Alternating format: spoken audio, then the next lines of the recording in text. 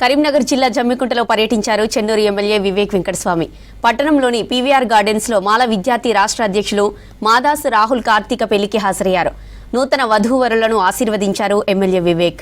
తర్వాత స్థానికులతో మాట్లాడి యోగక్షేమాలు అడిగి తెలుసుకున్నారు.